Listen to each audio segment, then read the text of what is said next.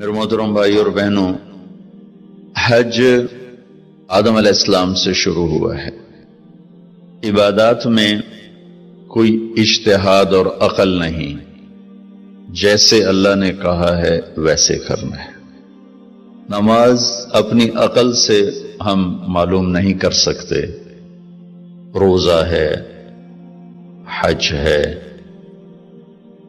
عبادات میں جیسے آسمان والے نے بتایا اور جیسے جناب رسول اللہ صلی اللہ علیہ وسلم نے کر کے دکھلایا، بس ہم نے وہ کرنا ہے۔ باقی چیزوں میں معاملات ہیں، زندگی کی باقی ضروریات ہیں، اس میں زمانے کے لحاظ سے سوچ بچار بھی ہے، تبدیلی بھی ہے، اجتہاد بھی ہے۔ عبادت اسے کہتے ہیں جس میں بس جو اللہ نے کہا، جو اس کے نبی نے فرمایا، کر کے دکھایا، ویسے کرنا ہے۔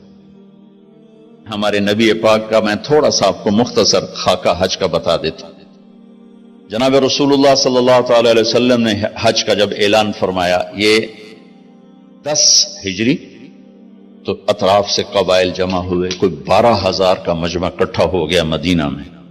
25 تاریخ کو بروز ہفتہ آپ نے نماز ظہر سے پہلے غسل فرما کے 2 چادریں احرام کی نیت کے بغیر 2 چادریں باندھ، کرتا بھی اتار دیا، تہمد بھی اتار دیا۔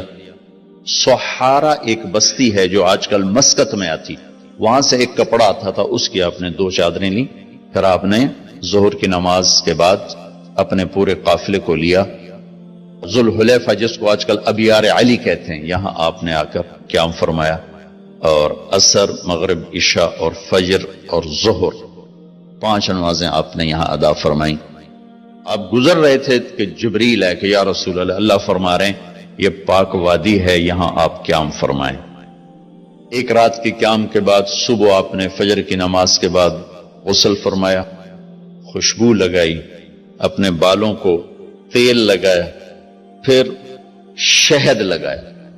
شہد گوند کا کام دیتا ہے، چونکہ اب ننگے سر جانا تھا تو بال بڑے تھے آپ کے، شانوں تک آئے ہوئے تھے، تو آپ نے ان کو شہد لگا کے نا وہ جوڑ دیا، آپس میں جوڑ دیا۔ اور عائشہ رضی اللہ تعالیٰ نے آپ کو خوشبو لگائی۔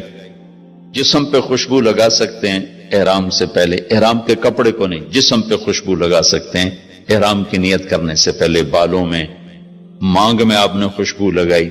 پھر اس کے بعد آپ نے ظہر کی نماز ادا فرمائی اور آپ اونٹنی پہ سوار ہوئے اور قبلہ رخ ہو کر آپ نے کہا لبیک حجۃ اللہم لبیک، آپ نے حج کا احرام باندھا۔